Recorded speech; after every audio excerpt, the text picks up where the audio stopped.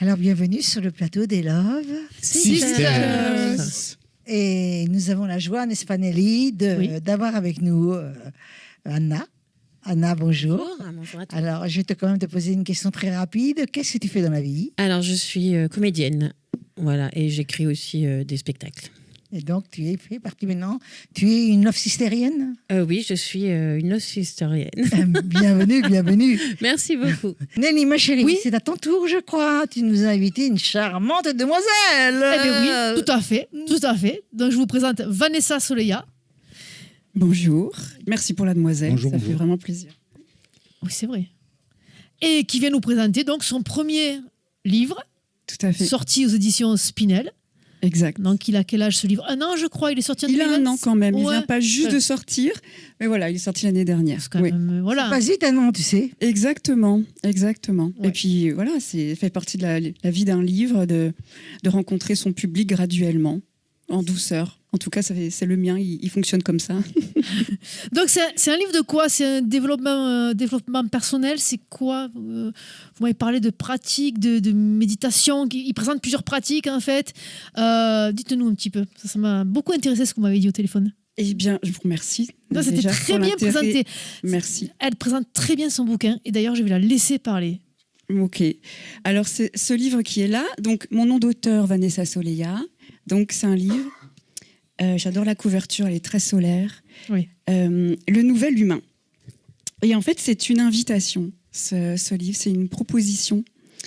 C'est une invitation à un voyage dans la cellule humaine, dans notre conscience cellulaire. Et moi, ce voyage, je l'ai entrepris. Il n'est pas fini, il n'est jamais terminé, évidemment. Mais dans ce voyage, je découvre au fur et à mesure tout ce que je suis. Et pour un peu résumer ce que je découvre et ce que je propose dans mon livre, eh bien, c'est l'invitation d'unifier tout ce que nous sommes dans notre conscience cellulaire. Alors, c'est un vaste programme, mais pour résumer un petit peu, moi, ce que j'ai appris sur moi et que je transmets, c'est que oui, je suis un ego mental, une personnalité avec des conditionnements, avec tout un tas de croyances et des identifications. Ça, c'est sûr, tout le monde le sait. Ensuite, il y a, au-delà de cet ego mental, mon âme. Donc, ma partie spirituelle. Et mon âme, elle porte toutes mes mémoires. Elle porte mes traumatismes, tout ce que j'ai vécu dans d'autres vies, tout ce que mes ancêtres aussi ont vécu. Et tout ça, elle a le courage incroyable, mon âme. Donc pour moi, c'est ma partie féminine qui a ce courage incroyable de porter tout ça. Et il y a encore au-delà de ça, ce que je découvre, c'est cette partie de moi qui est en dehors des mémoires, qui est en dehors du temps, en dehors de l'espace, donc qui n'a pas de mémoire. Et cette partie-là, elle est en train de nous contacter. Elle est en train de nous appeler. Elle n'a qu'une envie, c'est rentrer en dialogue avec nous et qu'on crée ensemble ce nouvel humain. Alors, je ne parle pas de nouvelle humanité ni de nouvelle terre. Je parle de nous individuellement. Et voilà. Ouais. Qu'est-ce qu'on peut faire pour que ce monde, tout doucement, se transforme. Et moi, je pense que l'humanité, elle en est là où elle en est, parce qu'en fait, l'humain ne se connaît pas encore, véritablement. Il ne s'est pas encore découvert dans ce qu'il est, dans sa vastitude, en fait, dans ce qu'il est de grand. Et l'invitation, c'est d'aller se souvenir, en fait, de ça. Ça ne veut pas dire renier notre humanité, ça ne veut pas dire rejeter les blessures, elles font partie de nous. Et au contraire, moi, plus je touche à cet espace en moi, et plus j'accepte, et plus j'accueille la souffrance, qui est la souffrance humaine, en fait. Et plus je suis OK avec ça. Et je plonge dedans, c'est vraiment un plongeon. Parce qu'on parle beaucoup dans les milieux New Age et spirituels d'une ascension, c'est-à-dire d'une montée vibratoire. Moi, je sens en fait que ce qui me fait du bien, c'est de plonger dans mon humanité. Mais de plonger en sachant que je ne suis pas seule en fait. Et ce que j'y trouve, c'est ce que je suis. Et ce que nous sommes, finalement, c'est des êtres d'amour. C'est des êtres d'une intelligence merveilleuse, absolue, mais c'est une intelligence qui est vibratoire. Complètement. Ouais. C'est une intelligence qui est fine et qui est en train de venir toquer à notre porte et de dire « Waouh, je suis là ». Parce que c'est ça le message. Pour moi, quand j'ai touché à cette partie de mon être, déjà, où est-ce qu'a lieu ce rendez-vous qu'on a avec lui ou avec elle, hein, on dit que c'est féminin ou masculin, on s'en fout.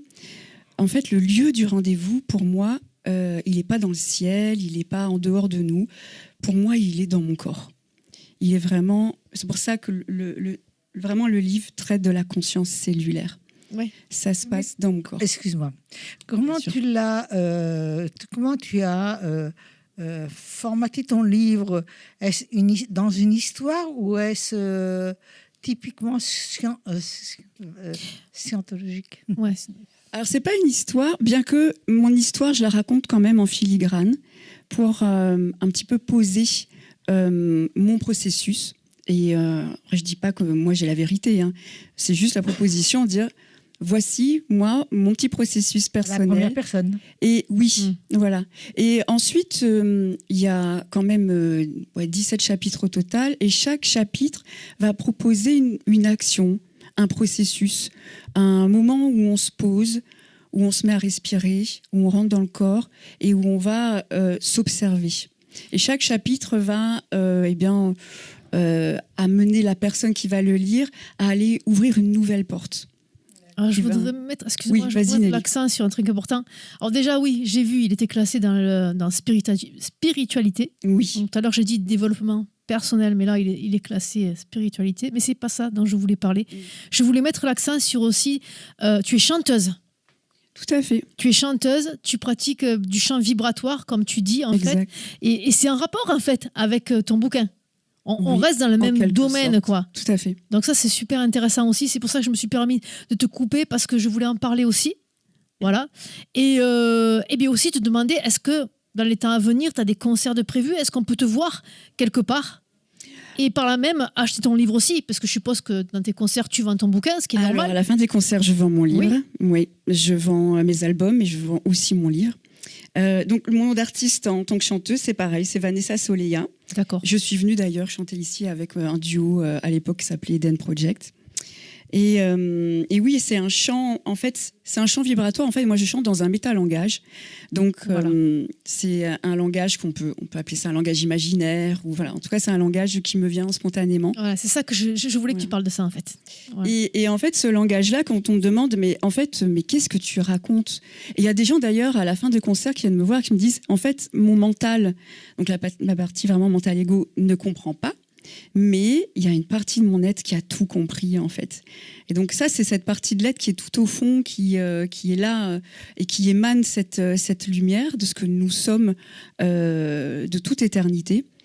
Et en fait, ce qui est raconté dans les métalangages dans mes concerts, c'est en fait les messages de cette partie de nous qu'on peut appeler la supraconscience ou l'esprit universel ou vraiment la source d'amour. Enfin, chacun lui met le petit nom qu'il a, oui, qu'il a envie. Tout à fait. Voilà. Mais en fait, c'est comme si en tout cas, moi, je le vis comme ça. C'est cette partie de moi qui raconte une histoire et qui délivre un message, et chacun va pouvoir s'approprier ce message. Et ce message, en gros, il dit quoi? Il dit je suis là, j'ai toujours été là. Donc ça, c'est vraiment notre être source qui nous parle. Et je serai toujours là. Et en fait, je ne t'ai jamais quitté, je t'ai jamais abandonné. Et en fait, c'est ça. Et le deuxième message, le plus important, en fait, c'est que cette source en nous, elle nous dit tout simplement je t'aime. Et ça, c'est le message le plus beau qu'on puisse ressentir, qui émane du fond de nos cellules, en fait. Quand je vous le disais qu'elle parlait bien de son bouquin, de ce qu'elle fait, même pas, j'ai rien à dire. Moi, je dirais que ce qui m'a surprise, parce que moi, le livre, je ne l'avais pas vu, et mes yeux sont restés fixés sur ta 4e de couverture, que je trouve très longue. Ok. Très longue. Tu parles du résumé. La 4e de couverture. Ah ouais, du résumé du bouquin. Je la trouve longue, et donc est-ce qu'il n'y a pas 2 personnes qui ont écrit la 4e de couverture, ou tu l'as écrit toute seule? Non, j'ai écrit toute seule. Toute seule. Oui. J'ai tout écrit toute seule, mais en tout cas, J'écris Non, mais c'est bien parce que ça veut dire que tu as voulu expliquer. inspiration. Ouais. Tu as voulu bien expliquer sur la 4e de couverture. Or qu'on s'offre la plupart du temps une dizaine de lignes, quinzaine de lignes. Dans une quinzaine de lignes, on doit donner. Toi, tu expliques et tu es obligé d'expliquer vu le contenu. Je suis obligée un peu d'en rentrer un peu dans la subtilité de ce que c'est, en fait. De là où mon invitation, en fait, d'aller se souvenir. Et c'est de là où j'ai remarqué, quand tu as commencé à parler, j'ai remarqué, et si j'ai bien compris, je me dépêche pour ne pas prendre ta place. Je t'en prie. Prendre je t'en ma prie. place. Non, je t'en prie. Ce que j'ai remarqué, c'est où tu as raison, et à travers tes mots, à travers les mots dans ton explication, c'est que chaque être ne se connaît pas complètement. Il faut qu'il se trouve en face d'un événement soit grave ou soit amoureux ou autre.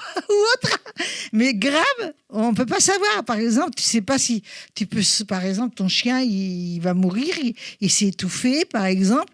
Et tu sais pas si tu es capable de le sauver ou pas le sauver. Tous les gestes arrivent naturellement, donc c'est ton âme. Je dis bien, je mets ça entre guillemets, c'est pour donner juste une explication métaphorique. Et donc, tu arrives à enlever dans la gorge le surplus qu'il est en train de mourir, et tu arrives même à lui faire du bouche à bouche. Donc, c'est ça l'âme. Et tu connaissais pas cette force. Ton livre reconnaît les forces.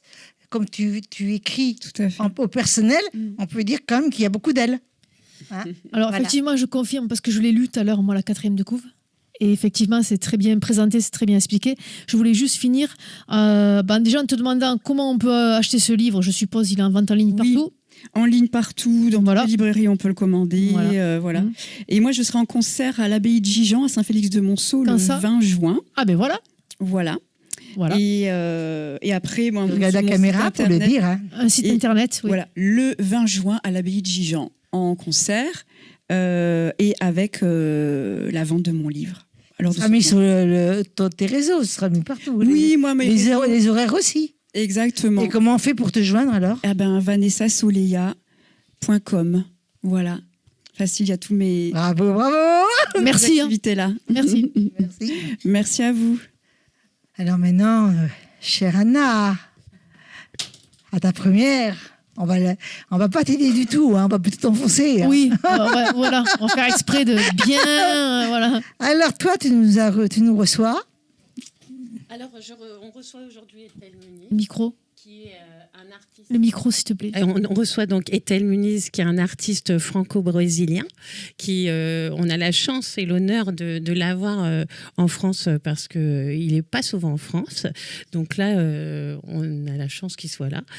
Et donc, Ethel, c'est un poète, c'est un peintre, donc il va se présenter et vous dire lui-même qui il est.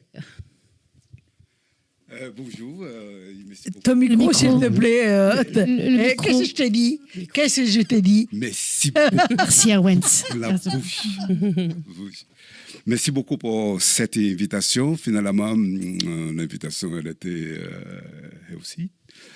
Et j'arrive de l'Amérique du Sud. Et immédiatement, je suis ici avec Love Sister pour présenter mes livres aussi, mes peintures, et surtout mon dernier bouquin. Et l'autre chose, je laisse Yann la question pour qu'elle elle avait lu mon livre, Le silence. Et là, c'est mon 16e livre. Aujourd'hui, j'ai amené 1, 2, tu peux montrer devant la 3, caméra, 4. Attends, on va t'aider, nous, si tu veux. Il a mené toute la bibliothèque. Oui. Qui veut tenir Voilà. Et donc, ce sont des livres qui parlent beaucoup au féminin. Je parle beaucoup d'hommes et femmes. Chaque femme qui a un homme en elle, et vice-versa. Et il y a cette liberté que je me permets pas de parler comme une femme, mais parler à travers les femmes, à travers mes expériences. Grande élégance, hein, surtout en tant que poète. Et là, par exemple, j'ai un poème que j'aime beaucoup. C'est un hommage que j'ai fait à une femme qui s'appelle Saint Onique.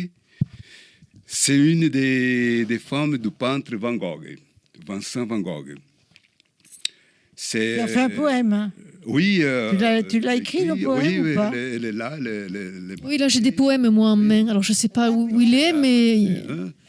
Celui-ci. Eh ben, peut-être que tu peux en lire un ou quelque Ah oui, Et ce là, serait c'est bien. une image pour que Saint-Ronique, c'était une des femmes que Vincent Van Gogh aimait. Parce que Vincent Van Gogh, au contraire de que les gens imaginent... Le micro, monsieur.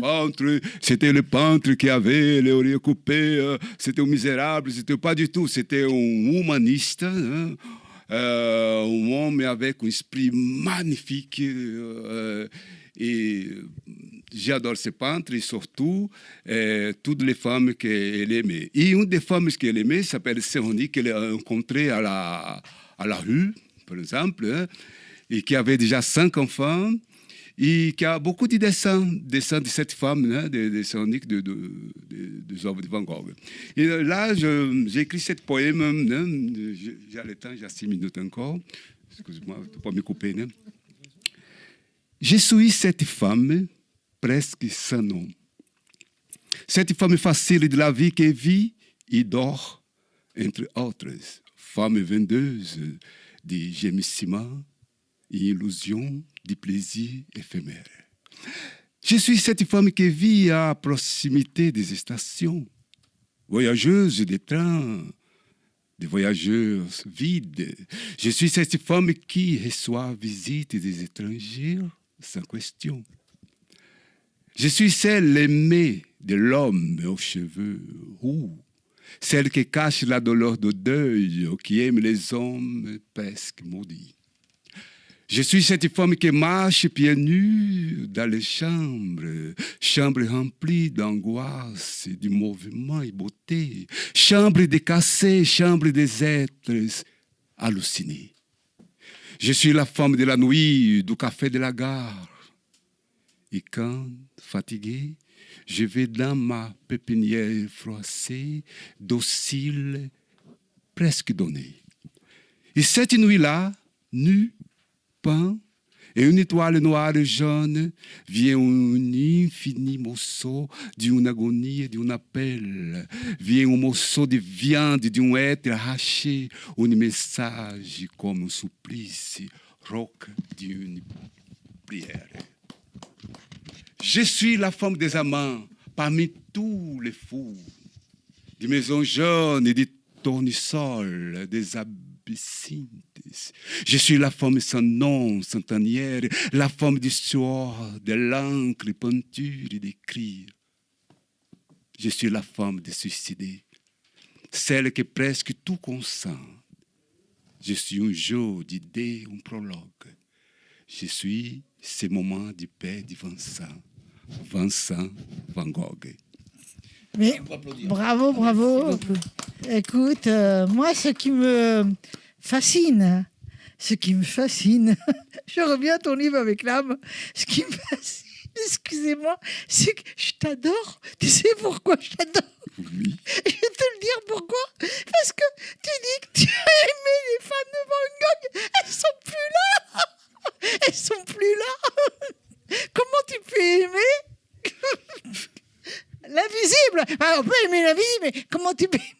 Excuse-moi. Oh, je voulais pas dire ça. Non, mais j'aime les femmes parce que les femmes sont comme une lumière, par exemple. Hein. Quand les femmes elles arrivent, peut-être c'est passé déjà des millions, des millions, c'était des années après qu'ils arrivent à nous. Dans le invisible. Enfin, c'est quand même chaud, quand même, ton poème, si j'ai bien compris, dans l'oreille. Certains mots étaient chauds. Hein. Oui, exactement. Moi, j'aime bien parce que quand il lit, il le vit, le truc. Ah, quoi. le C'est vit complètement. trop bien, c'est trop bien. C'est extraordinaire, c'est pas la Ça, première c'est- fois que tu viens. Hein. Avec des Vas-y, ma ralentissements. chérie. Des ralentissements. Mais oui. On dirait Tu presque du comprends chant. aussi, hein. Ah oui, mais c'est... Presque une chanson. Tu prendras mes... Magnifique. Mes invités aussi. Hein. Alors, il y a quelque chose qui... alors, déjà, dans les poèmes, tu ne mets pas du tout de ponctuation. Donc, ça, c'est quelque chose qui est vraiment propre à toi. Parce que moi, j'ai lu un peu de la poésie, mais il y a toujours de la ponctuation. C'est très fluide. Ouais. Là, il n'y en a pas. Et du coup... Je laisse la liberté et la respiration. Et la ponctuation donne on est règle. Hein? Et je suis déréglé. Même si je suis homme, mais je suis déréglé. Tu es déréglé, mais c'est bien. Hein. Ouais. Il n'aime pas les règles. Si je peux me permettre, moi ce qui me fascine, c'est ton élocution. Parce que tu es quand même. Alors, tu es franco-brésilien, Oui. si je ne m'abuse. Oui. Et avoir écrit autant de bouquins en français, et le peu que j'ai entendu, c'est quand même. C'est très très bien écrit. Après, il n'y a peut-être pas de ponctuation, mais comment fait-on pour maîtriser? Quel est cet amour de la langue française que tu maîtrises vraiment parfaitement? J'ai vu quelques lignes. J'aime beaucoup les langues. Hein. Donc, je parle le portugais, bien sûr, ma langue materne, l'italien, l'allemand. Quel est le choix d'écrire en français? Et la langue française, pour moi c'était toujours une langue libre, et une langue aussi diplomatique. Hein. Cette langue de la poste aussi, cette langue qui envoie des messages d'amour, de politique. Jusqu'aujourd'hui, la langue française, c'est la langue de la poste, c'est la langue de la ONU. Deuxième langue parlée au monde avec l'Afrique. Le français est la deuxième langue la plus parlée au monde avec l'Afrique.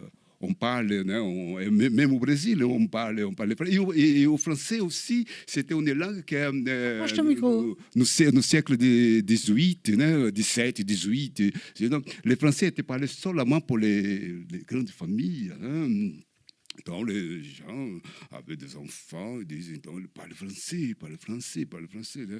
Et c'est une langue que je mange.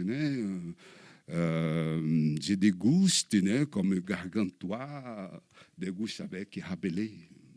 On va parler des bouquins déjà. Oui, et je voudrais revenir un peu sur la peinture. Je voudrais que tu nous dises un petit peu quand tu as commencé à peindre et qui t'a drivé sur la peinture.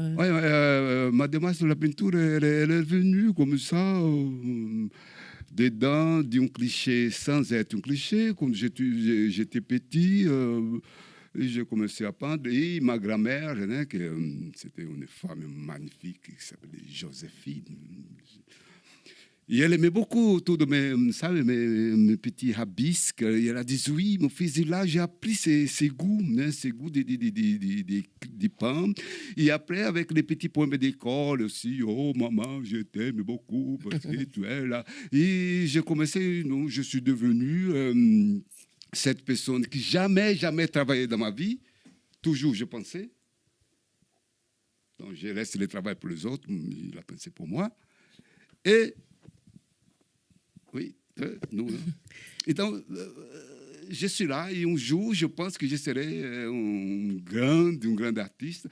J'ai 1m73, peut-être que j'aurai 1m90, mais je serai très... Ah, ça, on s'en fiche. Hein. Et tel, il estime que c'est un privilège d'être artiste. Voilà, moi, c'est ce que je pense. Et vous savez que les artistes sont des anarcheurs de conscience. Oui, excusez-moi les artistes. Mais nous sommes des anarcheurs de conscience. On est des vampires. On anarque la confiance des autres. On commence à dire des vérités pour les autres. Et nous-mêmes, on ne veut pas cette vérité. Moi, sans modestie, je cherche à vivre cette vérité. Ethel, où est-ce qu'on peut te trouver, Ethel? Où est-ce qu'on peut te trouver tes œuvres? On peut partout. Tu regardes la caméra? On peut partout. Là, maintenant, je suis invité pour les Printemps des Poètes à Montpellier. Et je profite de ça pour mettre mes livres et mes peintures au public. Et les gens les aiment, ils les achètent ou non. Mais j'étais toujours un artiste, comme se dit, Jamais j'ai aimé des galeristes, j'ai aimé des marchands de tableaux, des éditeurs. Donc même si, hein, mais j'étais clair. Hein, et j'aime bien choisir les couvertures de mes livres, choisir celui qui va écrire la 4e couverture, la 2e, la 3e. Un artiste libre. Oui, c'est ça. Celui qui va Un complètement. Oui, on paye très cher cette liberté, hein, très cher. Mais j'ai appris à vivre avec mon échelle. Mais tu n'as pas changé. Je n'ai point changé. Je n'ai point changé. Et sur les réseaux, Ethel, on peut te trouver aussi et trouver tes œuvres. Ah oui, donc c'est très intéressant qu'on va sur Google. C'est Google. Sur Facebook aussi, on peut te trouver. Bon, alors on trouve partout. Ethel Muniz, et là, je suis nu. Ethel Muniz. Écoute, de toute façon, tu restes avec nous. Si tu as des mots à dire, tu diras des mots. Et tu restes avec nous. Est-ce que tu as un numéro de téléphone? Parce que là, avec ton poème, il n'y a plus d'une femme qui vont t'appeler. Oh là là, non, j'ai dit, oh, tout ça. Mais pour être compris par une femme, il faut la comprendre d'abord. Tout à fait d'accord.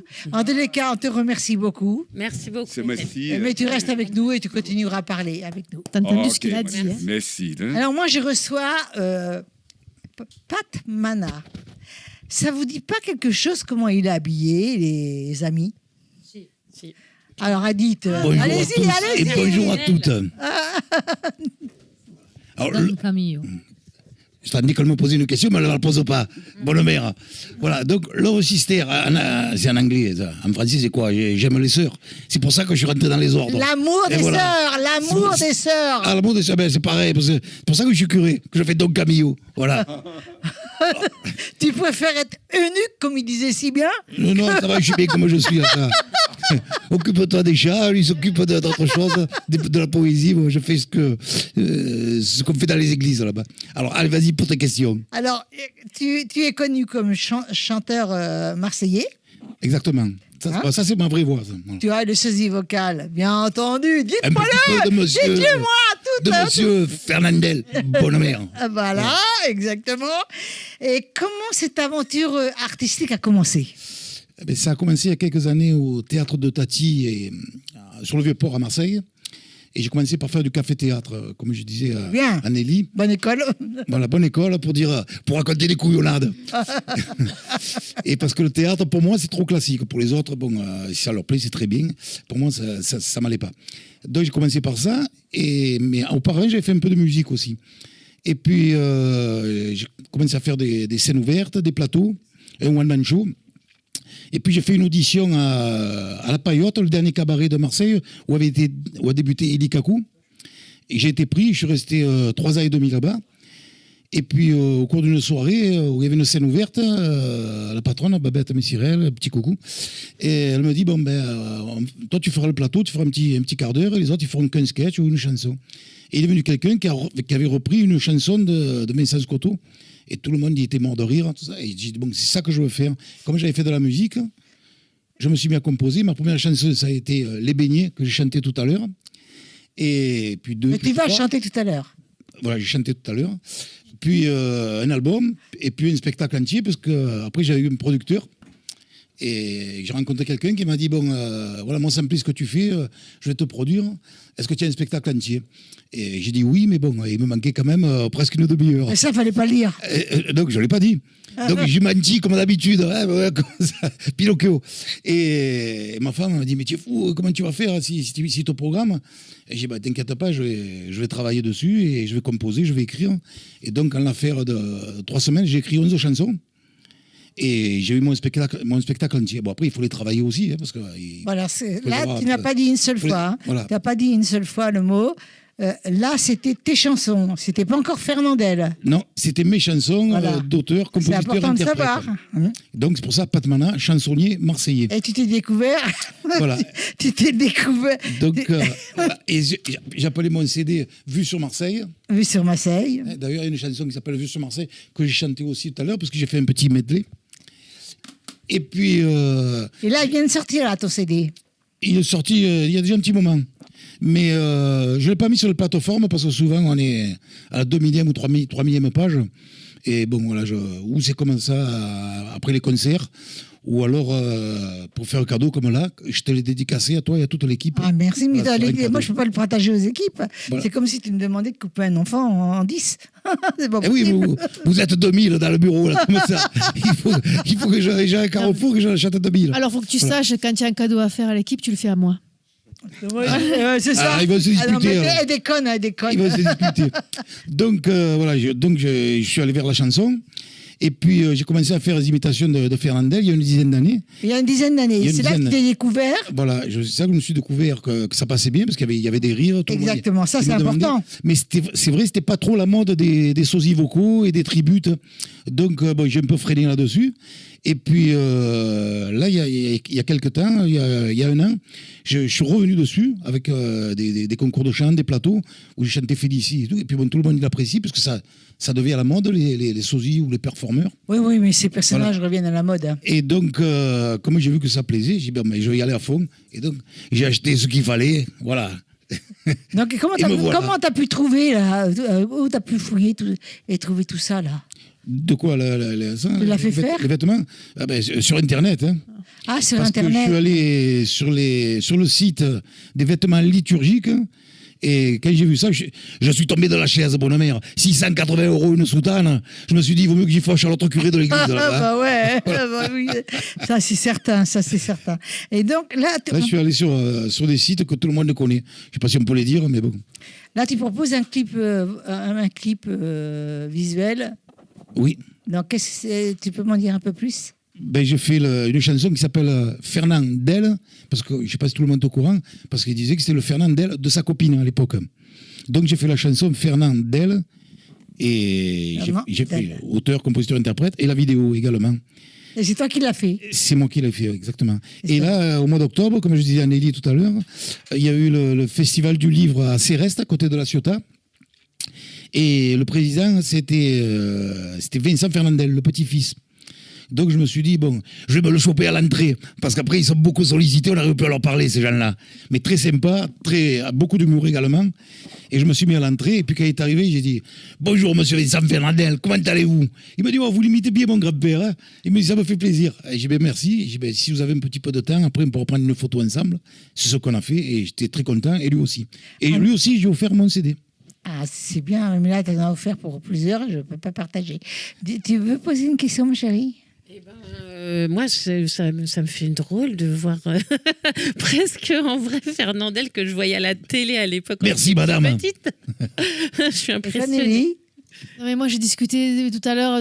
On s'en fiche de ce que tu as J'ai discuté plus de derrière. questions. Moi, je sais tout de tous les invités. Moi, je sais tout, là, déjà. Bah, Moi, je sais s'en tout. fiche. Et où est-ce T'avais qu'on pas peut... besoin de le dire. C'est pour ça qu'on les avoue, parce que là, c'est tout. Où est-ce qu'on Ouais, peut c'est le tout, là. rencontrer à Marseille Voilà. Où est-ce qu'on peut le voir? Tu as une question à poser? Et les dents sont où? Les dents à l'avant. Les dents des... Non, mais sinon, j'aurais pu en parler. Sinon. Je vais rester comme ça, c'est bon. Et toi, tu as posé une question à poser? Vous avez des questions à poser? Vous, à Marseille? Oui, Oui, à Marseille. J'habite à la Bouilladis, à côté d'Aubagne, mais c'est vrai que je me déplace. D'ailleurs, je suis ici aujourd'hui, vous m'avez vu. Et sinon, j'ai fait la foire de Marseille à l'époque. Sinon, je fais aussi les déambulations dans les villages pour le carnaval, trucs comme ça. Là, j'ai fait le marché de Noël à Carry-le-Rouet. J'ai fait l'oursinade aussi. Et d'ailleurs, même le maire, il est venu me voir. Il m'a dit, on va prendre la photo ensemble avec toute l'équipe et tout le staff de la mairie. Et ça fait très, très plaisir. Génial. Voilà. Oui, moi j'ai une question. Est-ce qu'en déambulation, vous êtes sur votre spectacle écrit ou c'est de l'improvisation? C'est comment? Non, je fais l'improvisation, mais bon, après, je vais un petit peu amplifier, parce qu'on m'a demandé justement de chanter Félicie ou d'autres chansons, et c'est vrai que j'étais démuni, parce que j'avais pas ma petite sono portable qui est autonome, avec 2 micros HF, c'est magnifique, ça. Ça vaut une misère sur Amazon, et donc le prochain coup, je mènerai ça, et au moins comme ça, je peux faire même des duos. Et comment tu peux savoir, t'es voyant, de savoir que le prochain coup, tu viens? T'as dit le prochain coup tu viens? Oui, non, mais comme il y a beaucoup... C'est une façon de dire. Non, mais comme il y a beaucoup de déambulations dans les villages, Donc, on me demande, ou des fois j'y vais bénévolement comme ça, avec Fufu aussi qui est venu, c'est un grand ami à moi, on habite à 5 km l'un de l'autre. Oh, d'accord. Fredo aussi, c'est un bon ami depuis des années que je On les connais. a tous, hein. Fredo le Cigalois. Et donc, des fois on se téléphone et on fait des déambulations ensemble. Parce que tu parles de Félicie, en fait, c'est la chanson qu'on te demande le plus souvent. Ah, c'est le plus souvent, Ouais, celle-là. c'est celle-là le plus souvent. Ouais, ouais. Oui, c'est la plus Ouais. connue, la plus rigolote, donc on Ouais, la demande souvent. Mais sinon, il y en a d'autres. Hein. Bon, il y a la bouillabaisse, il y a les gens riés. Ouais, c'est moins connu, ouais, justement. Les gens riés. Ouais. Il se plaint que tout le monde il se moque de lui parce qu'il faisait que rire. Et à la fin de la chanson, il dit bon, j'en ai fait mon métier et maintenant je suis heureux comme ça. Il y a une petite larme à l'œil quand même de temps en temps. Donc, Le dur, le vrai, le tatoué, tu le fais? Le tatoué? Non, Pas tatoué. je Le fais pas. dis-tu, tu le fais aussi? Non, mais sinon il y a beaucoup de chansons, mais il y en a qui sont très peu connues. Et C'est ça.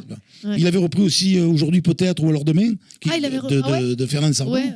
Et qui est assez connue celle-là. Mais bon, il y a quand même il y en a quelques-unes qui sont bien. Et après, moi je mixe avec les miennes. d'accord. Comme ça, j'embrouille tout le monde. Ils ne savent plus si c'est Fernandel ou si c'est mort. T'embrouilles. J'avais dit que les artistes sont des arnaqueurs. Oui, il l'avait dit. Oui, c'est vrai, il l'avait dit. On est des arnaqueurs. Et on est un peu fêlés parce que, comme je disais à Nelly, Tout à fait. quand on est fêlés, la lumière le passe à travers. C'est magnifique. Tu fais comment tu arrives à fusionner justement le rire, l'émotion, la tristesse, la nostalgie. Bon, c'est pareil que la tristesse, mais une nostalgie. Est-ce que ça t'arrive de pleurer? D'abord, pleurer, non, parce qu'on est concentré sur le texte ou sur la chanson. Hein, parce que bon, aussi, j'ai écrit des sketchs aussi. Des sketchs qui sont assez provençaux. Il y avait le boulanger de la Treille. Ben là, j'en ai écrit un il n'y a pas longtemps, justement sur Don Camillo. Mais c'est vrai que, bon, comme on est concentré sur le texte, ça nous empêche de pleurer, disons. Mais parfois, on a quand même la larme à l'œil. Et là, on remonte ton CD et on remonte tes livres. Qui s'appelle Vue sur Marseille. Voilà, tous Voilà. ensemble.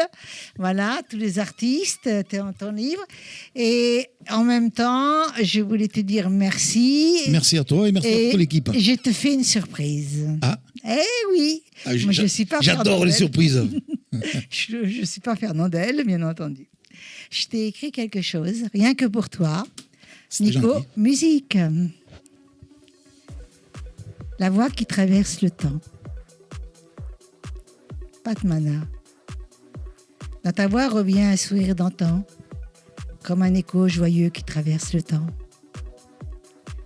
Un accent, une chanson, une histoire familière qui réveille les souvenirs d'une France populaire. Patmana. Entre l'humour, la musique, la scène s'illumine. Et l'ombre de Fernandel s'ouvre, doucement se devine. Patmana. Derrière l'hommage s'ouvre ton chemin, celui d'un artiste libre qui chante son destin. Merci pour ce moment, pour ces rires et ces refrains où le passé se pose doucement dans nos mains. Patmana. Merci. On peut remercier aussi Merci Nico encore une qui fois. s'occupe de la Voilà, musique. il me vient un petit peu la larme à l'œil, tu vois, comme je te disais. C'est très joli. Et voilà. Et merci pour cette surprise. Et donc, C'est cadeau. avant de te voir sur scène, tu vas regarder la caméra, tu vas nous dire comment on fait pour te joindre, où exactement. Nous, on sait, ils peuvent s'adresser chez Love Sister, on sait, mais Bon, on va s'adresser à ceux... On va s'adresser à ceux qui ne savent pas. Alors, vous pouvez me retrouver bien sûr sur Facebook. Il y a mon site qui s'appelle patmana.fr. Et sinon, sur TikTok, il y a pas mal de vues aussi. Sur Instagram, comme tout le monde, tous les réseaux sociaux. Et puis sinon, bon, au gré des déambulations, alors c'est vrai que je ne cherche pas à tout prix des dates, mais je me né. Je suis né de travers. Oui, mais t'en refuses pas. Et, non, justement, j'attends et ça me tombe comme ça. Des fois, il y a des gens qui m'appellent, oh, tu viens ici, là, et c'était pas prévu. Et toute ma vie, ça a été comme ça. Au début, je râlais parce que je disais, mais c'est pas normal. Je cherche des trucs, je trouve rien, et ça me tombe comme ça. Et maintenant, je me suis habitué. Bon, ben, je laisse faire. Après, Comme là, c'est moi qui t'ai contacté. Alors, là aussi, j'ai menti. Hein. Mais sinon, je laisse faire et ça tombe comme ça. Les amis m'appellent, il y a ça, il y a ça, il y a ça. Ou les mairies, tout ça. Et je prends et voilà, je vis comme ça. Et voilà, donc c'est très bien. Merci à tout le monde. T'as un numéro de téléphone ou merci. pas? On ne doit pas le demander, mais tu peux le donner, tu risques rien. Téléphone, oui, alors 06 177 333 88. Voilà. Et c'est tout. Et c'est tout, enfin, c'est déjà beaucoup. Hein. C'est déjà beaucoup. Merci.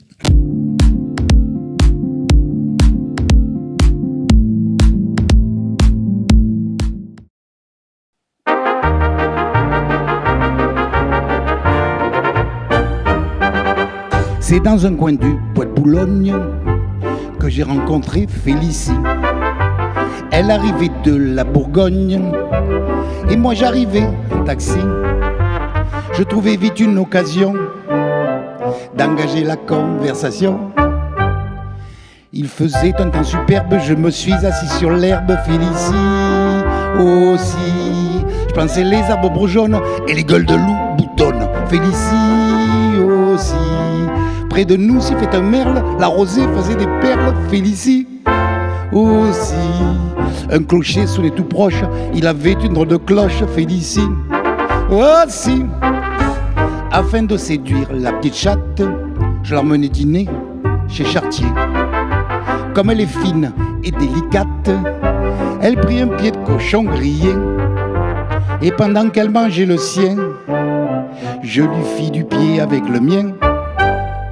Je pris un haut morceau de tomate, il avait du poil aux pattes. Félicie aussi, puis une espèce de plat aux nouilles, on aurait dit une andouille. Félicie aussi, je m'offris une gibelotte, elle embaumait l'échalote. Félicie aussi, et une poire et des gaufrettes, seulement la poire était blette. Félicie aussi, la Ramon lui tournant la tête, elle murmura « Quand tu voudras !»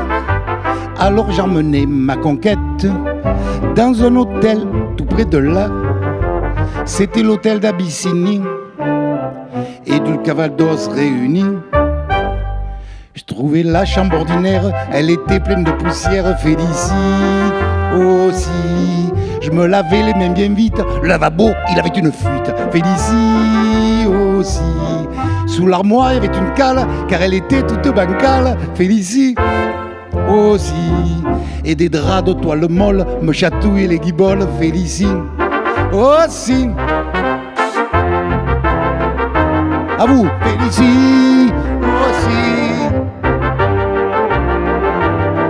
Félicie aussi,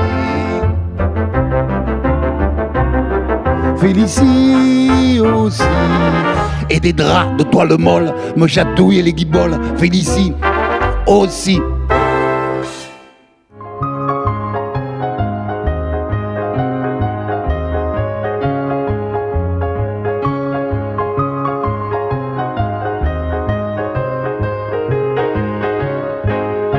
C'est ma femme qui les fait, c'est moi qui les vends.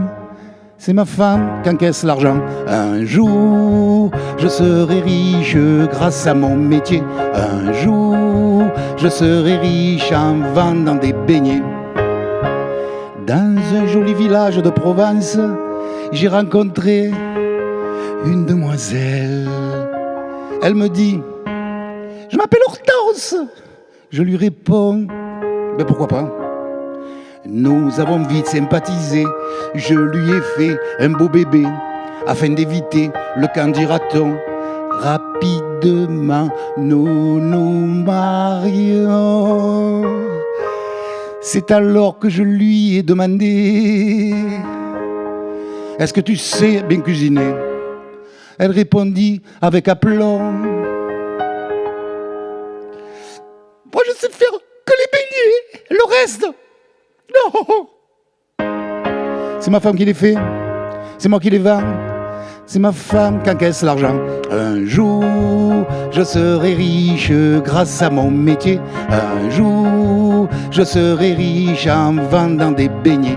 Un jour, je serai riche grâce à mon métier. Un jour, je serai riche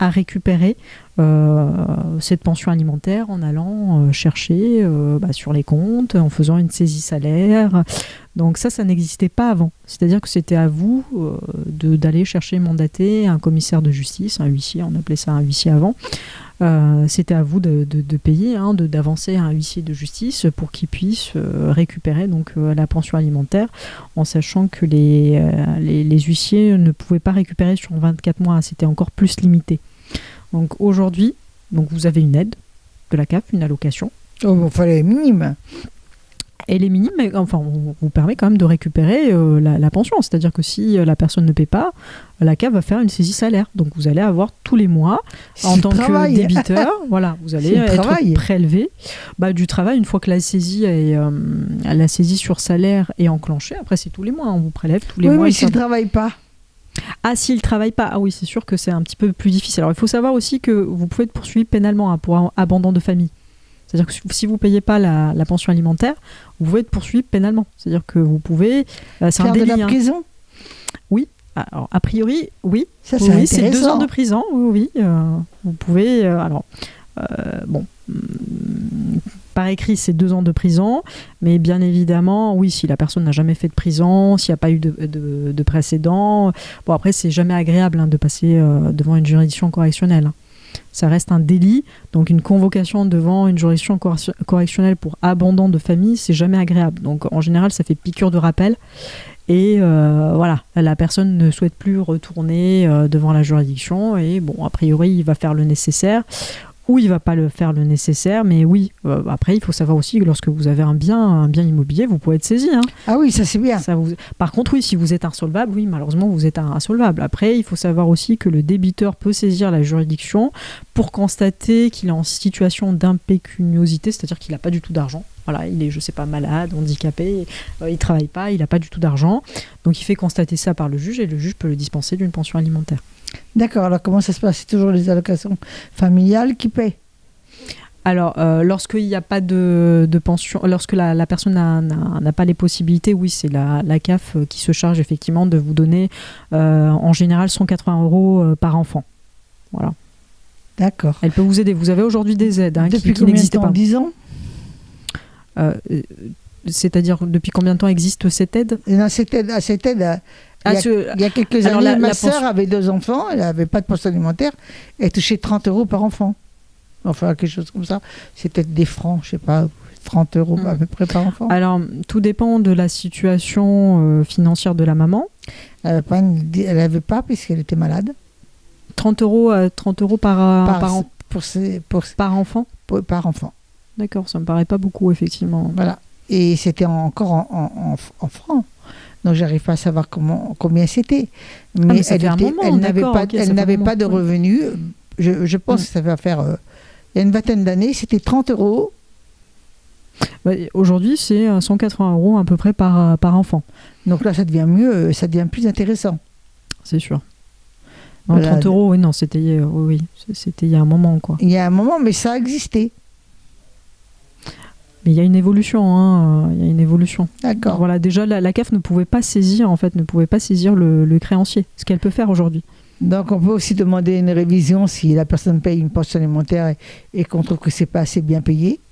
Oui, bien sûr. Alors, la révision, c'est quand il y a un changement de situation du créancier, lorsque vous allez avoir un père de famille, ou une mère qui va changer d'emploi. Et puis, voilà, il va être en reconversion professionnelle et il va avoir un salaire beaucoup moins important que celui qu'il avait avant. Donc, dans ce cas-là, il va falloir démontrer que sa situation a changé pour réviser la pension. Donc la pension, elle peut être augmentée comme elle peut être baissée. En général, il y a une augmentation avec l'âge des enfants. Plus l'enfant grandit, plus les besoins sont importants. Il y a aussi cette possibilité, alors je ne sais pas si là il y a une question de pension, de garde alternée. Alors, la garde alternée, il peut y avoir une pension en garde alternée lorsque vous avez une différence dans les ressources des parents. D'accord. Lorsque on a des parents qui gagnent à peu près la même chose. Lorsque l'enfant est en garde alternée, en général, voilà, il n'y a pas de pension alimentaire. Lorsque on gagne à peu près la même chose, on a à peu près les mêmes charges, puisque la pension alimentaire est calculée en fonction des ressources et des charges de chacun. De chacun. Et oui, et pour la révision, oui, j'avais oublié qu'aujourd'hui on a des familles recomposées. De plus en plus, la garde voilà, alternée. donc vous allez avoir la mère qui va avoir un autre enfant, le père qui va se remarier, qui va refaire sa vie, qui va avoir un autre enfant. Donc là aussi, la révision peut intervenir, parce que oui, c'est sûr que plus vous avez d'enfants, plus vous allez demander à ce que la pension alimentaire soit révisée en baisse. Et D'accord. pour la garde alternée, alors la garde alternée, il faut savoir que lorsqu'il y en a un qui gagne beaucoup plus que l'autre, vous pouvez avoir une pension alimentaire même en garde alternée. D'accord. Alors, je voudrais savoir aussi, maintenant on va parler d'une autre pension alimentaire, parce que ça peut être intéressant aussi bien du côté des hommes que des femmes, parce qu'aujourd'hui on épouse aussi des femmes plus âgées, et un homme peut épouser une femme plus âgée, et donc il peut aussi divorcer, et elle peut divorcer, et donc il y a la pension, alors je ne sais pas La prestation compensatoire. compensatoire. Ah, comment ça se passe? Alors, tu as la pension alimentaire entre époux, donc comme la pension alimentaire d'un parent à un enfant. C'est une pension d'aide, c'est une pension de secours.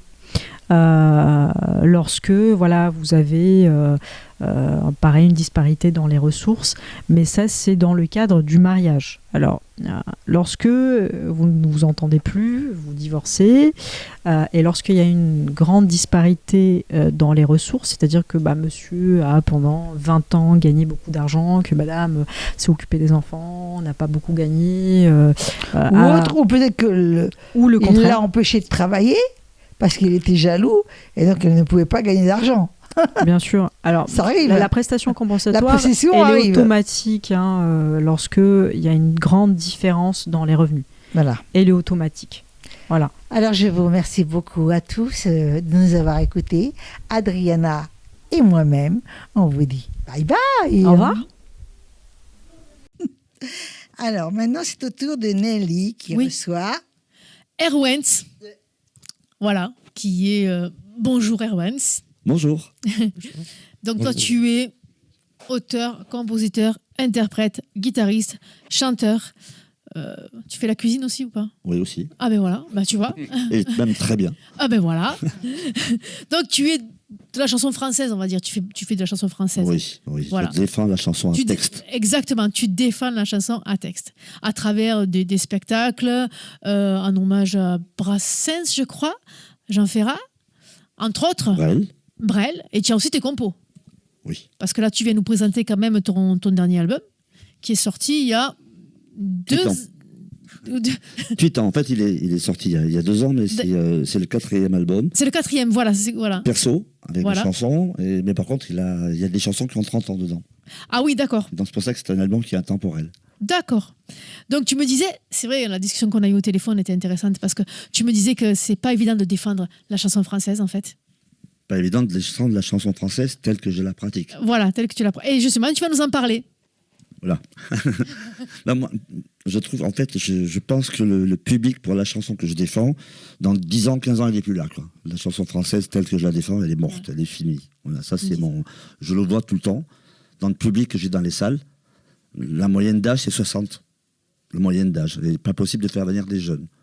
Ce qui est dommage, ils ne se déplacent plus. Ou alors ce sont des réseaux particuliers où les gens... on tourne beaucoup avec les réseaux, dans le sens où ce sont des gens qui ont créé des associations et qui savent ce à quoi ils vont se retrouver confrontés lors d'un spectacle. Ils savent que les artistes qui vont venir sont un peu dans la même mouvance, en quelque sorte. Ouais, c'est ça. Ouais, donc, mais par contre, les jeunes ne vont pas sortir pour aller voir un spectacle. Ils sortent de moins en moins. Il y a de moins en moins de lieux de spectacle. Ils meurent... tout ceci périclite avec la langue française aussi, déjà. Il y a trop de mots dans les chansons. C'est vrai. Bah oui. Donc, fatalement, voilà, on est les derniers dinosaures de la chanson. Il peut y avoir du renouveau quand même. Non, il n'y en a pas. Époque. Non, j'ai une certaine époque, c'est l'époque ancienne. Donc maintenant, non, il n'y a plus de renouveau. La chanson française telle que je la défends moi, mais je ne suis pas amer ni aigre. C'est Non, c'est un constat. C'est un constat, c'est comme ça. Il y a une autre Oui. chanson française qui Voilà. a déjà émergé. Enfin, voilà. Mais oui, mais moi j'en côtoie tous les jours. Mais elle va mourir de toute façon. Parce Non, qu'elle je n'est parle plus, de elle la n'est plus suite. diffusée. Elle n'est plus Il y a d'autres diffusée. choses qui ont émergé depuis Voilà. et qui. Voilà. En fait, avant, on se plaignait parce qu'on n'était pas diffusé, on n'avait pas de maison de disques ou n'importe quoi. Et du jour au lendemain, Internet est arrivé. Ça a été super. Alors maintenant, on est enfin diffusé, mais vu qu'on est noyé dans la masse, Ah, c'est exactement ça. Hein. C'est et ça. que n'importe qui veut proposer n'importe quoi, Complètement. ça ne veut pas dire pour ça que je me considère au-dessus du lot, loin de là, loin de moi ce message. Mais la chanson française à texte, on est dans l'immédiateté maintenant. Moi, le premier, si je vais sur Insta ou n'importe quoi, il y a tellement de contenu que tu zappes. Ouais. Tu vas pas, si le truc t'accroche pas de suite, tu zappes, parce que tu dis, bon, c'est pas grave, Oui. il y a autre chose derrière. Ah, tout Et à fait. tu zappes, ça c'est chronophage. Et la chanson d'auteur, en quelque sorte, des chansons comme je vais repartir sur des Brel, sur des Alain Lepresse, ou des gens comme ça, il faut quand même laisser un peu le temps à la poésie et au texte de s'installer pour qu'on puisse en saisir la substantifique moelle, en quelque C'est sorte. très bien dit. C'est vrai. Voilà, donc si tu n'as pas ce côté-là, tu rentres pas dedans. Et donc fatalement, les gens passent à autre chose de plus léger, qui est plus facile à absorber, qui est formaté déjà. Voilà. Même après, les petits lieux sont morts, ou périclites, parce que justement, je le vois, moi, les gens, les petits festivals, qui se cassent la gueule derrière les autres parce qu'il n'y a plus de bénévoles, parce que les personnes qui ont monté ce festival sont décédées, ou en passe de lettres, et c'est pas renouvelé. Donc c'est comme ça. Mais bon, moi je suis ravi de faire ce que je fais. J'ai un public qui est en or. C'est une passion et c'est toujours voilà. Donc, du coup, tes CD, on peut les acheter dans tes concerts, pendant tes concerts. On peut les trouver à la fin des concerts. Voilà, parce que tu te produis quand même énormément. C'est mon métier. Voilà, c'est ton métier. Voilà, ça fait 35 ans. Précisons-le, c'est important. C'est ton métier, Ouais. donc tu te produis énormément. Actuellement, on peut te voir où? Alors je serai bientôt là au festival de Vaison-la-Romaine. Donc il y a un festival de chansons autour de Brassens à la base évidemment parce que c'est un petit peu le moteur du festival. Mais là ça s'appelle les enfants de Brassens. Donc il y a toute une nouvelle génération de gens comme moi qui tournent dans des salles confidentielles mais qui passeront ni à la télé ni à la radio. Voilà, c'est Ça ça. on oublie. Eh oui, Mais c'est pas grave. Personne ne regarde la télé maintenant, il y a Internet. c'est vrai. En plus, ça, tu as raison. On regarde de moins en moins la télé. Il y a- Complètement. il y a quoi à Ouais. voir. Rien. Je crois qu'il ne faut plus payer de taxes maintenant de télé. Hein. Il n'y a plus rien. Pas très grave. Voilà. Non, c'est Ah, pas rien. grave. Grosse perte. Donc Non, le festival non. de Vaison-la-Romaine là, et après je serai au début, attends je dis pas de bêtises, début juin je serai au festival du Fenouillède. Alors c'est un festival de chansons aussi, donc on se produit ça dure 10 jours. Après je pars de l'autre côté, je suis en Ardèche, à Joannas, et je repars dans la nuit pour aller faire un autre festival de chansons qui s'appelle c'est le festival des Hautes Terres de Valençol, sur le plateau de Valençol dans les Alpes de Haute-Provence. Lavande. Ouais. Voilà, le J'allais festival des Lavandes. Alors pareil, chaque année, on fait une année c'est Nicolas Perrac, une année c'est Georges Chelon. Donc, et moi je fais partie de l'équipe un petit peu de ce festival, ça fait des années que j'y vais.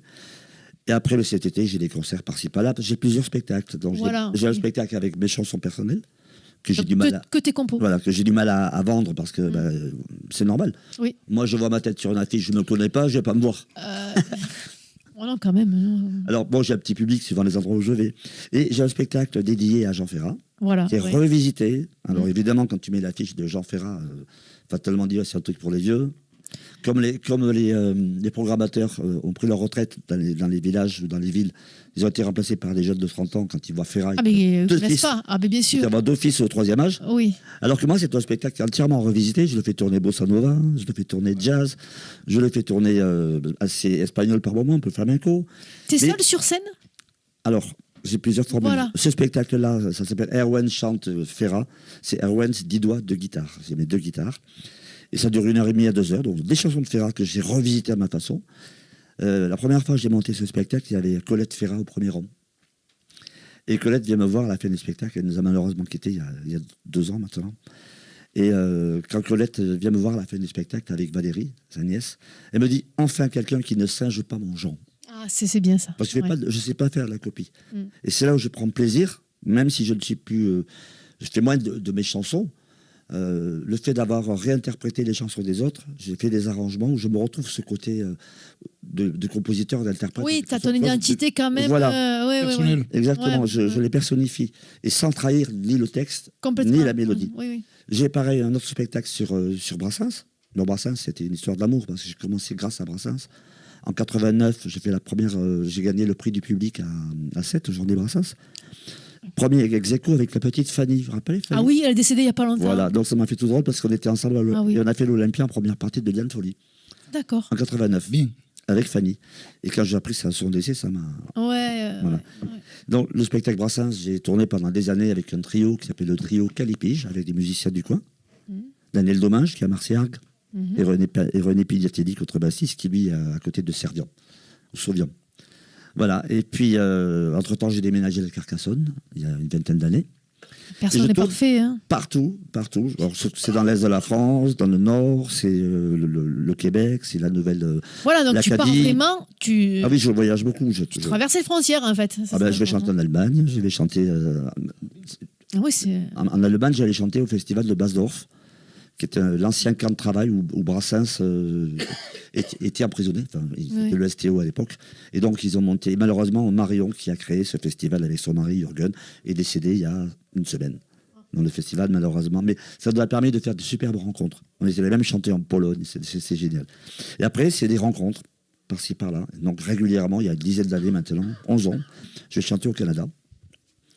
Donc là, j'y retourne en octobre. Donc en parlant des dates, justement, je serai... Voilà. Avec le spectacle Brassens, j'ai remonté notre spectacle. Alors je suis soit seul avec mes 2 guitares, la plupart du temps, parce que c'est une question de budget aussi.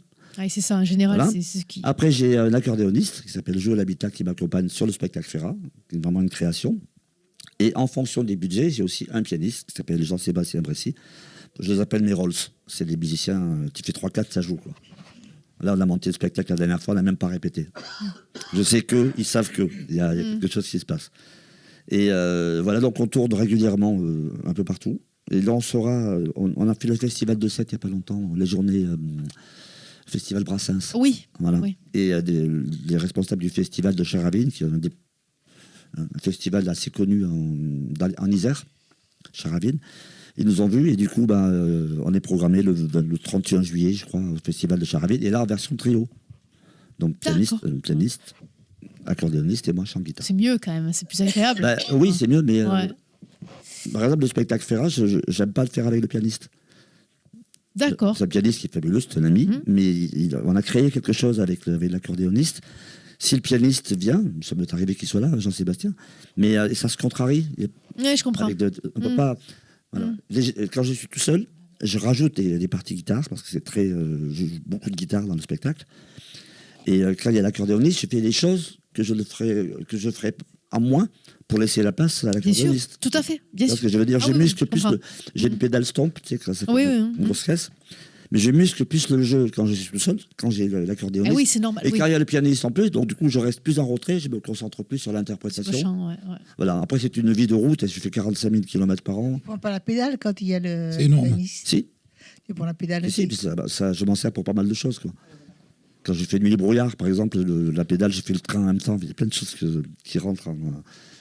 Le spectacle, c'est une mise en scène aussi. Hein. C'est ça, il faut faire rêver les gens. Et puis, tout à l'heure, tu disais qu'on est des arnaqueurs. Oui et non. Voilà, je ne suis pas tout à fait d'accord avec toi. J'ai dit des anarchos, des conscients. Voilà. Moi, je dirais arnaqueur, mais cœur avec CO. Oui, lié. C'est beau. Voilà, parce que des fois, on fait des plans d'escrocs, c'est-à-dire on se plante, on fait comme si c'était rien du tout, et puis les gens s'en aperçoivent pas, ils pensent que c'est fait exprès. Je connais ça. Ça, c'est l'arnaqueur. Mais sinon, moi, pour ma part, quand je fais un spectacle, je me donne à fond. Je sors de là, je suis vidé, il faut 4 heures pour tomber, le truc. Les gens viennent me demander un autographe. Je leur dis, excusez-moi, mais je ne peux pas écrire tellement que je suis... je suis à fond dans ce que je fais. Et j'ai cette chance, ça se crée aussi, on en parlait tout à l'heure. Il faut un jour savoir se lâcher pour se lancer à fond dans ce qu'on a envie de faire. Voilà, ça se mérite. C'est pas être artiste, on peut être artiste, mais le vivre tous les jours, moi ça fait 35 ans que je vis ça. Je suis d'accord avec toi. Ça se mérite, ça se gagne. Je suis d'accord avec toi. Et je remercie surtout le public. Et les organisateurs qui m'ont fait confiance. Mais en général, ceux qui me font confiance une fois me reprennent. Mais souvent, moi je dis souvent, artiste, c'est un état de vie. Voilà, il faut que les gens le comprennent. Ils n'ont pas forcément conscience. Moi, des fois, un artiste, on va souvent lui dire, mais tu fais quoi? Tu travailles à part ça? Tu fais quoi? Alors, c'est incroyable, hein, Ah ouais. c'est incroyable. Tu te fais plaisir. Voilà. Ah non, un artiste, c'est un état de vie, c'est un travail, voilà. Donc ça, il faut que Mais il y a gens surtout aient conscience. les tarifs. Les gens, Internet a tout tué aussi. Exactement. Les gens s'imaginent que tout est gratuit. Donc quand tu vas faire quelque chose quelque part, Oh là. tu réclames un cachet, les gens ils comprennent Oh là. pas. Ouais. Monsieur, quand vous On en a me parlé tout à l'heure. donnez 600 €, il m'en reste plus que 280 Ouais, non, mais dans ma poche. ouais, c'est ça. Ouais, je sais bien. Voilà. Donc ils comprennent pas. Pour eux, c'était une somme énorme. Et, Tu vas gagner 500 € samedi soir. et c'est de pire en pire. Et le gars, il se dit, tu te rends compte, moi je gagne au SMIC, je gagne 1100 € par mois. Et l'autre, il va se gagner 500 € dans la soirée. Et mais non. Les gens, ils sont pas au courant, mais je peux comprendre. Je peux comprendre. Ouais, mais Puis nous, on a la chance d'avoir un métier qui nous plaît. c'est une richesse. Alors Ah, rien sinon, que ça. pour finir, on peut te trouver où? Tu as un site internet, t'as quelque chose Alors, ben, c'est très facile. J'ai mon site erwens.fr. Voilà. Voilà, on trouve tout dessus. Voilà. Il y a les liens. Sinon, on me trouve sur Insta. D'accord. Et pour ceux qui veulent de la vidéo, pour ceux qui veulent de la vidéo, on me retrouve sur YouTube. C'est Erwens, auteur, compositeur, interprète. Vous allez pouvoir trouver plein de vidéos. Donc mes spectacles sur Brel, sur Brassens, sur Ferrat et plein d'autres. Et puis j'ai mon dernier album qui est là. Donc c'est une œuvre d'art aussi. Il y a des textes. Et pour ceux qui n'ont pas de CD dans les voitures, il y a La clé. une clé USB qui est inclue avec. Il fait les choses bien. Ben, en fait, les gens me disent, mon public me dit, ouais, monsieur, là, dans les voitures, on n'a plus de lecteur CD. Ah non, c'est fini. Alors je dis, écoutez, achetez dans le vivant, Fini. achetez de la chanson vivante, achetez des CD. Voilà. Eh bien, merci en tout cas. Merci beaucoup. C'est moi qui vous remercie. Une petite anecdote comme ça, on peut couper après. J'étais une fois pour une lecture, une vidéo orthographe, etc. Et une dame, là, elle regarde mon livre, bonito, elle dit, oh, c'est vous qui avez écrit Tu peux quand même parler avec... C'est vous qui avez écrit ça. Et moi, je la regarde et dis, non, c'est mon nègre. Oh là là.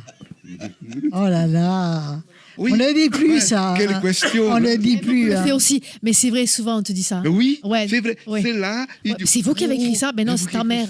Non, mais Non, mais c'est Tu toi comprends, qui es un hein, artiste, Oui, on le voit bien. soit dit en passant, quand tu l'entends parler, avec son accent, tu te dis, bon, Oui. il maîtrise difficilement la langue. Non, mais dans la tête, il a Et maîtrise là, bien. non, mais c'est là, justement, d'où je comprends cette question qui est malgré tout assez légitime. oui, mais de toute façon, il te la C'est pose quand même. vocal. Il te la la pose maîtrise quand même. mal. Oui. Oui. Vocalement, mais pas Oui, mais bon. cérébralement. Hein. Voilà. Ah, n'est-ce Voilà. pas Pour ça, tout à l'heure, j'étais étonné. Écoute, Moi, je surtout ne qu'ils vont laisserai pas demander, ma côté Jenny Berkian. Je T'as parlerai raison. toujours avec mon accent. et garde ton accent, mon Mais chéri. j'ai Garde-le. un vocabulaire On peut très... garder. Les gens sont méchants, bonne mère. Oui. Bonne mère. Puis c'est beau, Alors- c'est beau cet accent. Oh, c'est bien sûr. Très, très beau. Et bonne mère. Donc ça va être la bonne. Ça va être la bonne mère d'Anna.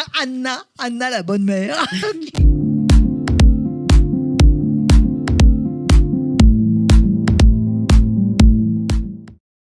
Allez.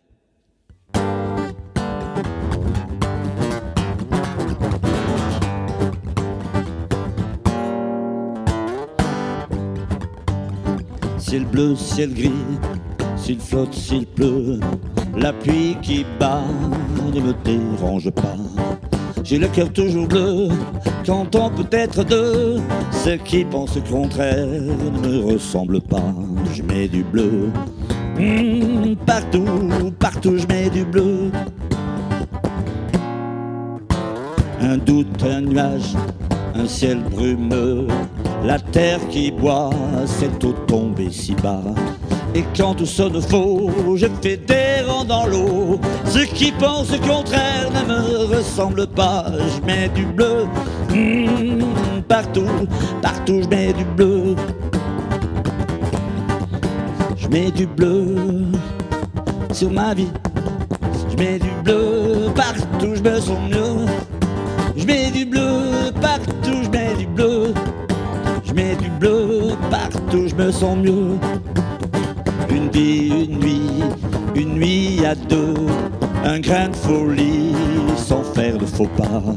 On se croit pourra toujours, on peut pas vivre sans amour. Ceux qui pensent le contraire ne me ressemblent pas. Je mets du bleu partout, partout je mets du bleu. Je mets du bleu. Je mets du bleu, partout je mets du bleu.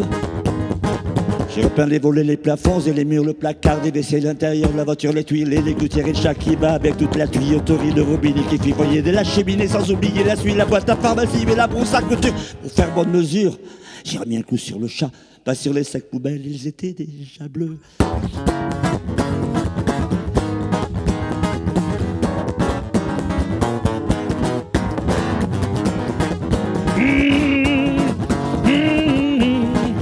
Je mets du bleu partout, je mets du bleu.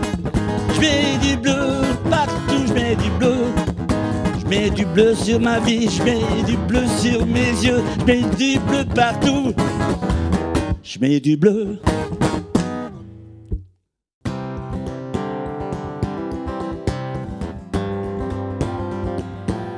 Que finissent les années de miel, nos envies, nos idées rebelles,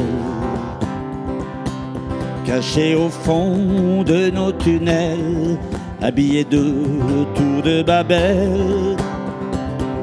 Une course folle en décibels, s'imaginer être éternel, 1000 fois nos bras levés au ciel. Se diront de quoi je me mêle. Ma tête tourne, ma tête est saoule. Seul dans la foule je me détourne. Et mon destin bat le rappel de mes années poivre et sel.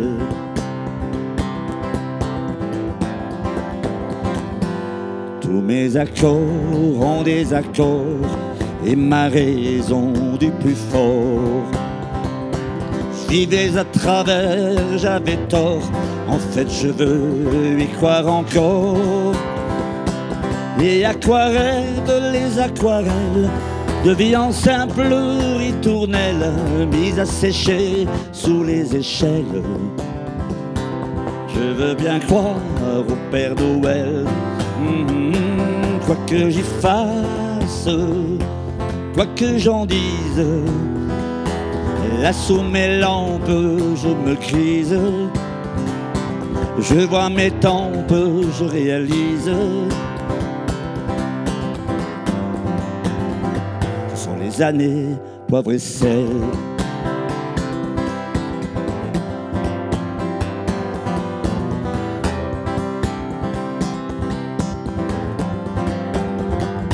Soleil comme un astre sans fin, j'irai briller au bout du chemin. Unir nos pas, nos destinées, et ma chevelure m'argenter. Et ta main posée sur ma main, avec vue sur nos lendemains, la seule fleur de mon jardin, le seul diamant de mon écrin. Ma tête tourne, ma tête est saoule. Je ne suis plus seul dans cette foule.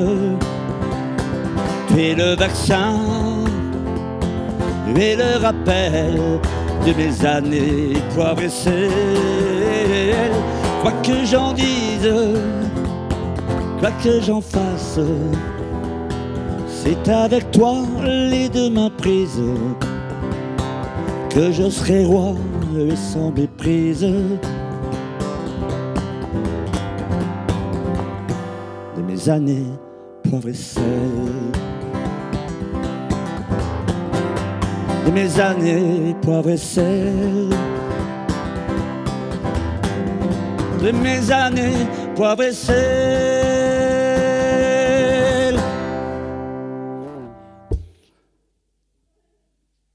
Alors, on va continuer. On va recevoir le groupe From the A Room, c'est ça? Absolument. Avec Audrey et Nico. Donc, je vais vous demander de vous présenter en quelques phrases. Ouais. Je vais démarrer. Ouais, allons-y. Alors, je suis Audrey de mon prénom. Et je suis chanteuse, auteure, mais aussi psychologue et clinicienne de formation, musicothérapeute, formatrice, donc j'ai quelques casquettes. Et je suis musicienne depuis toujours. Et j'œuvre dans From the Air Room depuis 2 ans maintenant avec Nico. J'habite en Cœur d'Hérault, j'aurai 50 ans cette année. Et je suis toujours avide de découvrir tout court. J'allais dire plein de choses dans le monde artistique, mais pas que. Nico ? Oui, bonjour. Bonjour. Ouais, moi, c'est Nicolas, du coup. Je m'occupe de la partie instrumentale du duo, même si la voix est un instrument aussi. Mais bon. Et voilà. Ça veut dire quoi? C'est que la partie instrumentale, c'est toi qui joues sur scène Quels instruments exactement? C'est ça, ouais. Alors, du coup, j'utilise un looper pour pouvoir tout faire tout seul. Quoi, tous à deux. Un looper, donc c'est. Un looper, tu peux oui. nous expliquer parce... Oui, ouais. Bah, c'est un outil qui permet d'enregistrer une partie d'un instrument et de le faire tourner après sans avoir plus besoin de le jouer. Ce qui va permettre de rajouter par-dessus autre chose. Comme on n'a plus les mains occupées à faire de la basse, on peut se mettre à mettre du synthétiseur par-dessus ou des sons, des samples, ce qu'on veut, quoi. Oui, donc c'est une bonne bande son où tu rajoutes ta propre musique. Non, mais c'est pas une bande son. C'est direct. Il crée sa bande son en direct. Ouais. Oui, mais avec de la musique derrière, comme il dit. Non. Il crée la musique. Il crée la musique de Il derrière. rajoute un instrument par instrument, en fait. Et il crée. Voilà. Ouais. En fait, la loupe, ça enregistre. Après, ça tourne tout seul. Et par-dessus, tu rajoutes des couches, et tu crées donc la musique qu'il y a derrière. Alors justement, votre style musical, puisque dites-nous. Alors le style, il n'est pas si facile que ça à décrire. Alors on parle de duo électro-vocal puisqu'il y a une dynamique électronique évidemment, puisqu'il y a des machines, des boîtes à rythme, des synthétiseurs. Mais c'est aussi acoustique puisqu'il y a de la basse. Nico est initialement bassiste. Il y rajoute aussi un certain nombre d'instruments type percussion mélodique, kalimba. Il fait aussi du pan, du tambour à cordes. Il ramène un bazar supplémentaire par semaine. Donc imaginez bien que sur la durée, ça prend en volume. Bientôt la contrebasse. Voilà, bientôt la contrebasse. Donc c'est aussi acoustique. Moi, je suis donc au chant et au texte. Donc il y a de la matière vocale, de la matière textuelle. Et donc c'est quand même assez difficile à décrire, bien que il y a là un collectif avec lequel on va œuvrer prochainement qui nous a qualifié de duo électro atypique. J'ai trouvé ça intéressant et relativement efficace comme façon de parler de nous. Non, ce qu'on peut dire, c'est qu'au niveau de l'univers, c'est assez hybride puisqu'on a des univers parfois très ambiantes, très, très planants. Et puis, des fois, des univers beaucoup plus word, voire trans parfois. Surtout qu'on a une version alors occasionnelle avec un 3e larron au didgeridoo qui nous rejoint dans certains contextes. Donc là, on a vraiment une dynamique très dansante, très trans. Donc voilà, des univers, je dirais qu'on est sur un univers assez hybride et une matière sonore elle-même très diversifiée. Et en quelle langue tu écris ? Résonance avec Vanessa, puisque les langues, bon, il y a pas mal de français quand même, il y a de l'anglais, il y a du langage imaginaire, il y a un petit peu d'hébreu, de l'arabe aussi, sur ce que je sais de cette langue, sur certaines inspirations. Et puis voilà, des fois c'est un peu tout ça mélangé. On est sur une musique improvisée. Donc le projet, il est quand même relativement expérimental. Et comme on part vraiment d'improvisation, moi, je laisse beaucoup libre cours à ce qui me vient. Et des fois, viennent des choses aussi très hybrides dans la partie textuelle. Ok. Et au niveau de vos influences musicales, justement, qu'est-ce que vous écoutez qu'est-ce qui peut vous inspirer, peut-être ? Ouais. Vas-y, Nico, dis-nous. Alors, par rapport à ce projet, From the Air Room. Qu'est-ce que tu écoutes, toi, personnellement, comme musique ? Ouais. Plein de trucs, en fait. Mais là, c'est plutôt des influences comme... Il y a Björk. Ouais. Il y a Jeanne Haddad, qu'on a vu depuis quelques années, là. Comment tu dis ? Jeanne Haddad. Jeanne, ah oui. Oui, que Nico m'a fait découvrir. Ouais. Le dernier truc que je t'ai envoyé, c'est du Asian Dome Foundation. Oui, Asian Dome Foundation, qui est pas tout neuf, mais qui est très sympa. Il me l'a envoyé pas plus tard qu'hier soir. Avec Sinead O'Connor au chant. Chant, ouais, très sympa. Moi, je suis très inspirée de toute cette trip-hop des années 90 avec Björk, entre autres, Massive Attack, Portishead, voilà, toute cette mouvance-là. Mais on a aussi des influences rock communes, notamment les Doors. Je pense que ça, c'est quelque chose, je crois, avec Nico, qu'on a en commun. On aime les ambiances intenses, assez hypnotiques. Tu parlais de plonger dedans.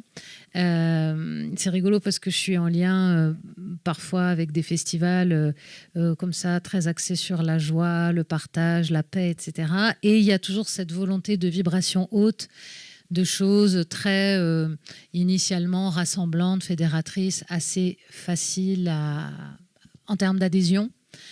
Et moi, ça me laisse un petit peu au bord de la route parce que j'ai toujours cette sensation, si je suis juste avec moi-même, que ces vibrations hautes, on les perçoit authentiquement quand on parcourt un certain chemin.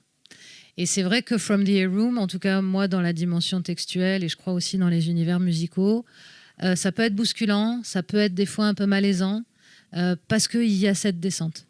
Il y a cette descente dans les eaux sombres. Il y a pas mal de nettoyage. Tu parlais d'information cellulaire. Moi, je parle beaucoup de ça dans mes textes. Je pense que nous, les humains, si on n'est pas dans ce chemin de courage, parce que c'est encore une fois pas toujours facile, dans ce chemin de courage d'aller voir un petit peu dans ces eaux sombres, je ne sais pas comment on atteint, alors non pas le nirvana, mais je ne sais pas comment on atteint le lumineux, en fait. Et du coup... beaucoup de nos ambiances musicales et textuelles parlent de tout ça. D'accord. Où est-ce qu'on peut vous voir ou vous écouter ? Alors, sur la toile, on est assez facilement visible sur YouTube. On n'a pas à ce jour encore, parce que c'est vrai qu'on est quand même un projet relativement récent. Puisqu'en fait, Nico avait ce projet-là en solo jusqu'en 2024, quand j'ai rejoint l'aventure. Et donc, on n'a pas de site officiel, mais on est tout à fait visible à travers notamment un certain nombre de clips live sur YouTube. Donc, il suffit de taper From the A Room en provenance de la chambre A. Ouais. Mais moi j'aime bien ce titre, ce nom justement. Ouais. Et ouais. Tu nous expliques là. Oui, voilà, j'aimerais bien savoir s'il y a une signification ou si c'est comme ça, quoi, en fait. Oui. Alors, The A Room n'a pas forcément beaucoup de signification. Pourquoi le A, tout ça pas en même temps, beaucoup. Audrey, on ne sait pas. Mais c'était avant, donc. C'est chouette, moi je trouve, c'est chouette. Ça interpelle. Je ne sais pas pourquoi, mais ça interpelle. Il y avait l'idée d'un. Je connais un album de jazz qui s'appelle From Tunisia with Love, je crois, ou un truc comme ça. Là, ça n'a pas été fait en Tunisie, ça a été fait dans ma chambre, donc From the A Room, dans le sens où c'est un truc que tu envoies comme si c'était un message sans adresse, mais comme ça. Sur les réseaux. Sorti comme ça. Voilà, ça vient de là.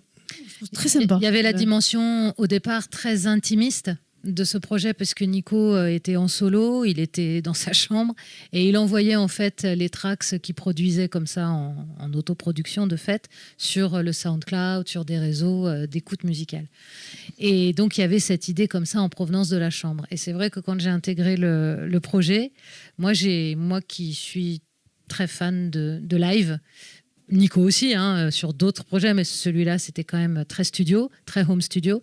Ouais. Et j'ai, sans vraiment le vouloir, mais c'est comme ça que ça s'est fait, tiré le projet sur scène, en fait. Et donc voilà, donc aujourd'hui, on est beaucoup sur des lives.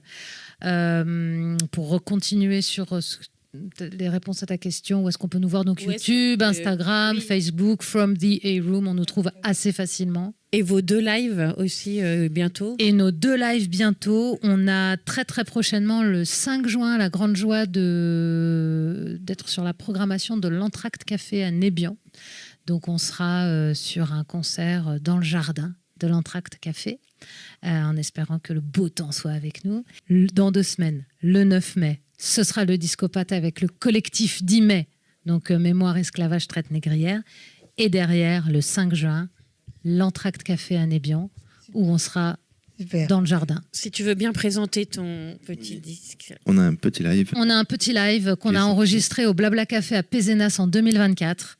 Il est là en objet. On le vend à la fin des concerts, bien sûr, mais il est sur toutes les plateformes ma De foi, streaming. habituelles. Il est sur Bandcamp, il est sur Deezer, il est sur Spotify. Voilà, et on a, je terminerai peut-être là-dessus, la chance d'avoir Alexia qui nous a rejoint pour nous aider à diffuser From the A-Room. Donc on a pas mal de perspectives, de festivals, même de résidences. On aimerait à nouveau retravailler sur un album studio. Et on aimerait pouvoir trouver des lieux de travail. Et il y a des petites choses en perspective. On vous en dit plus la prochaine fois. Bien sûr. Merci beaucoup. Et là, donc, vous avez donné tous les coordonnées, les réseaux, tout. Ouais, les réseaux, tout. On aura. Alors, suivez-nous parce que on est vraiment dans une période où le calendrier se met en place pour la haute période, notamment été-automne. Donc voilà, toutes les infos sont sur les réseaux et n'hésitez pas à nous suivre et à nous soutenir. Merci, merci. Alors, vraiment, Merci à vous vous. avez été Merci. extraordinaire. Tu voulais me dire quelque chose?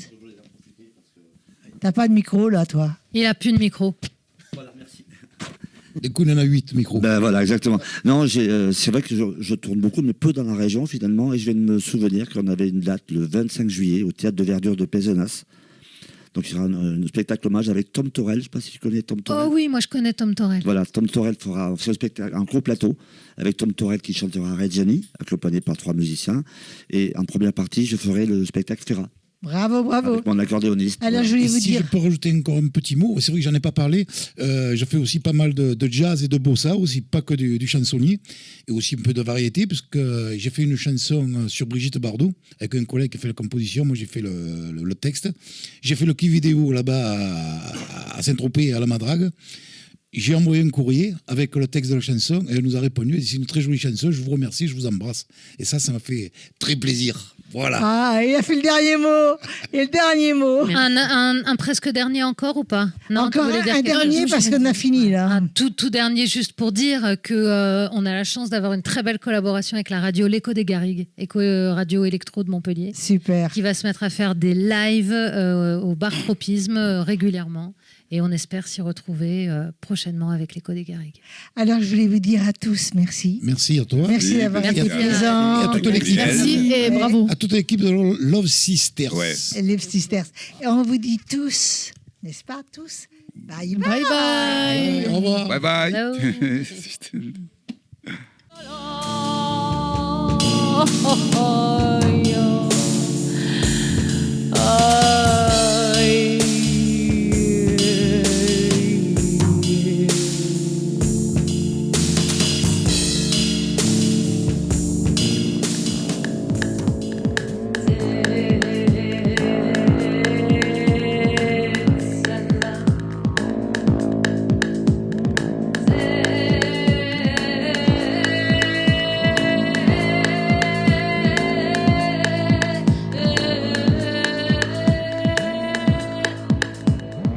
Salam